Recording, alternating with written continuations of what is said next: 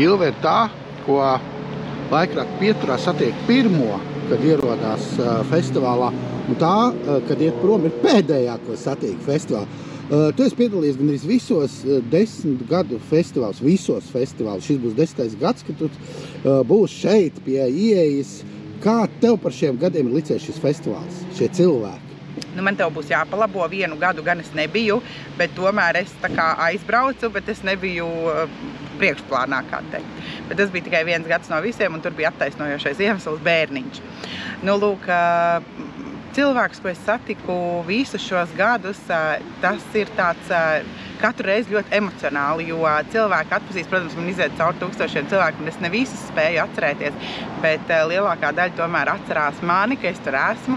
Un lielākais, patīkamākais prieks ir tajā brīdī, kad tu pajautā, kuro reizi jūs esat, un tad pie kaut kāda 8. vai 7. gada cilvēks saka, oi, mēs šogad pirmo reizi, un tad liekas, cik forši, kad cilvēki arvien vairāk uzzina un atbrauc. Ko tu gribētu ieteikt, kāpēc šiem cilvēkiem, kas nav bijuši, atbraukt šogad uz šo 10. gadu pasākumu? Tas noteikti ir ļoti, ļoti labi sevis nomierināšanas, attīstīšanas, jauku cilvēku satikšana, kā teikt, labo ļaužu sanākšana, satikt, iepazīties, nodibināt jaunus kontaktus, laiku veltīt sev, savai ģimenei. Ticiet man, jūs to nenožēlosiet. Atmosfēra ir fantastiska. Kas ir bijis tev pats jautrākais atgadījums tur pie vārtiem?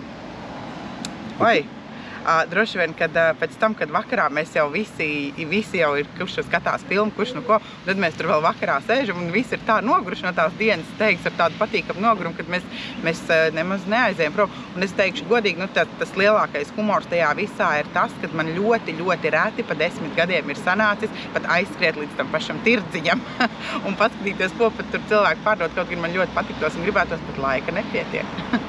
Ko es tev novēlu, tad es tev novēlu šogad tomēr apskatīt pa 10 gadiem reizi, kas tur vispār notiek.